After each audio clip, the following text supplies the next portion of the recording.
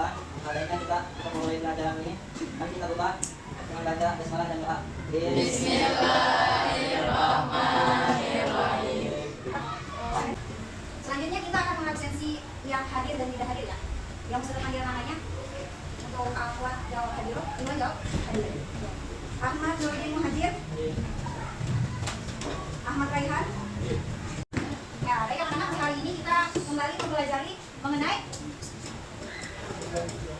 kaidah kebahasaan. Teks apa? Teks sejarah. Sebelum kita mulai pelajarannya, biar kita nggak ngantuk ya, walaupun sekali-kali kan udah yang ngantuk, kamu makan jadinya ngantuk. Saya mau cek konsentrasinya. Kalau saya bilang LG, yo, kalian jawab apa? Iya. Lihat nama, kalian jawab apa? Saya gimana ya? Ya. 1, 2, 3. LG, yo. Iya. Lihat nama. Gimana soal? Ini Iwan bayang sesungguhnya ya. Tadi masih kan. Kalau Iwan kalau ada suaranya, kita bakal ulang sampai suaranya benar semua LG, yo. Iya. Lihat nama. Sebelum kita mempelajari mengenai kaidah pembahasan teks cerpen, Ustazah akan menjelaskan dalam kehidupan sehari-hari kan, apa sih fungsi atau kaitannya kaidah pembahasan ini dalam kehidupan kita sehari-hari. Semisal kaidah pembahasan teks cerpen yang kita pelajari kemarin salah satunya ada apa? Keterangan waktu atau keterangan tempat. Nah, dalam kehidupan sehari-hari juga kita butuh yang namanya keterangan waktu dan tempat. Lebih jelasnya, ya penjelasan daripada keterangan waktu dan tempat itu sendiri ya apa? Biar cerita atau pembahasan yang kita dapat itu diterima oleh kita secara jelas, tidak cuma dibilang gitu. Saya menemukan Muhajir di dalam kelas sedang menulis cerpen. Nah, kelasnya kan biasanya dijelaskan kelasnya di kelas berapa atau di lantai berapa, seperti itu ya, dalam kehidupan atau kaitannya dalam kehidupan sehari-hari. Coba saya tanya, kalau semisal kaitannya dengan kalau tadi keterangan apa? Waktu dan tempat, kalau majas, kenapa di dalam majas atau diksi, boleh juga diksi, di dalam teks cerpen sejarah ada majas atau diksi? Apakah di dalam kehidupan sehari-hari ada kaitannya? Ada tahu? Ada tahu? Apakah kamu suka? Kamu suka pakai majas atau pakai diksi? Kalau diksi apa? Ya, tahu apa sih? Agar yang mendengarkan lebih terbayang ya, merasakan lebih jelas apa yang juga dirasakan oleh si pencerita. Kita lanjut, kita akan masuk ke materi. Kita akan belajar kaidah kebahasaan teks cerpen apa? Sejarah. Yang pertama, keterangan waktu. Yang mana di dalam teks cerpen sejarah, keterangan waktu yang digunakan biasanya menggunakan waktu lampau. Baik, karena kelompoknya sudah terbagi menjadi berapa? Siswanya sudah terbagi menjadi 7 kelompok, 3 di Iwan dan 4 di Ahmad. Sekarang peserta mau kalian berdiskusi mencari 7 kaidah kebahasaan teks cerpen di dalam teks cerpen sejarah yang barusan ini Ustazah kasih ke kalian ya. Nah, jadi karena sudah terbagi menjadi 7 kelompok ya, 3 di Iwan dan 4 di Ahmad.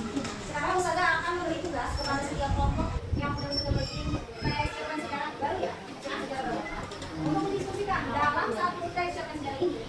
Dalam setiap kelompok harus mencari 7 kaidah kebahasaan yang telah kita pelajari tadi. Yang mana dalam satu kelompok Ustazah akan membagi satu lembar sampai sini untuk ditulis oleh masing-masing kelompok.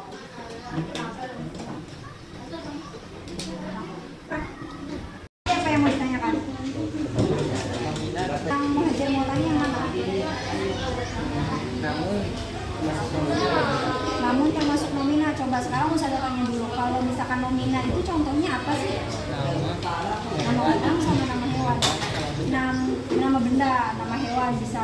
Berarti kira-kira namun masuk apa enggak ya? Enggak. Nah, jadi jawabannya namun enggak masuk ke dalam nomina. Ustazah, ini kan konjungsi temporal saya udah ngerti, keterangan waktu. Nah, tapi di penggunaan antar kalimat dan interkalimat itu saya belum ngerti. Gini, kalau penggunaan konjungsi waktu atau temporal kan yang kamu pahami apa aja, kayak kemudian, terus apa lagi? Lalu, oke.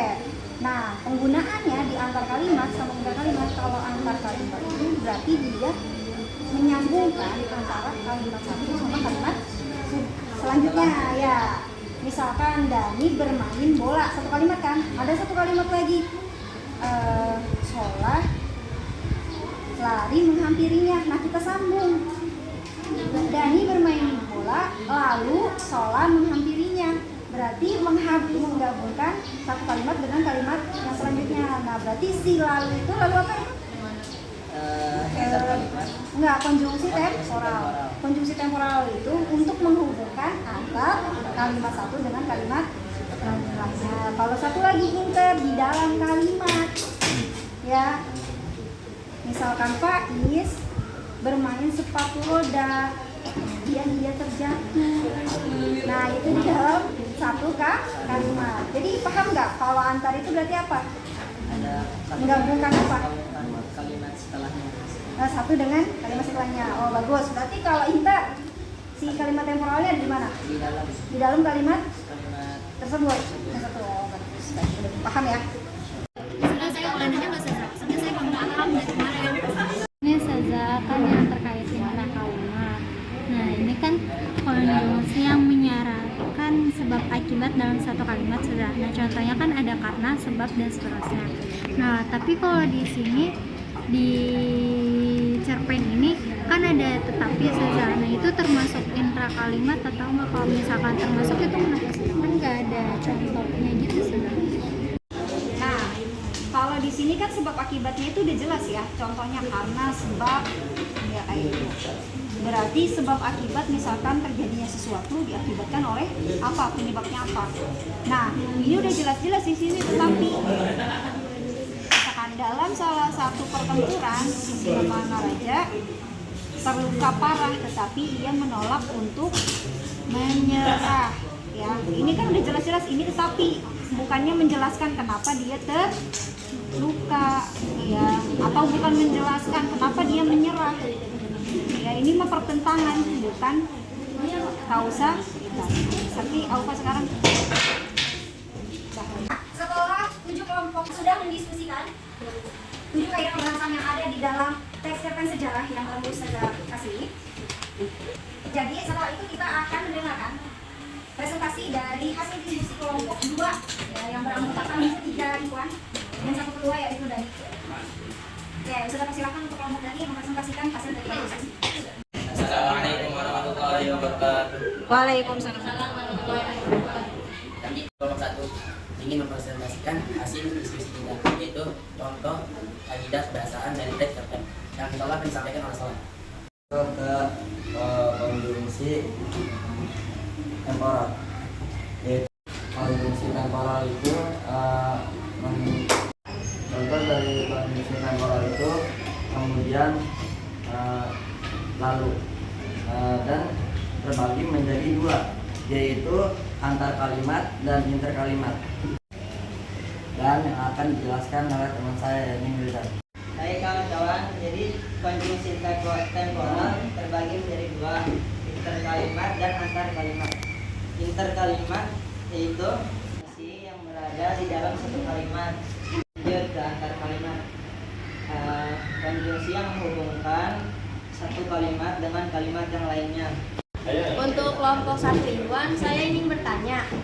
Pada tahun 1907 setelah bertahun-tahun memimpin, itu perbedaan konjungsi temporal dengan keterangan waktu apa? Alhamdulillah kita sudah menjalankan proses pembelajaran hari ini, sudah menjelaskan sampai ke tadi kalian diskusi, presentasi, bahkan ada tanggapan juga dari kelompok lain juga. Kita bisa bilang diskusi ini berjalan lancar. Nah, saatnya sekarang kita mengevaluasi dari kaidah kebahasaan teks cerpen 1 sampai ke 7 kita semua sudah paham.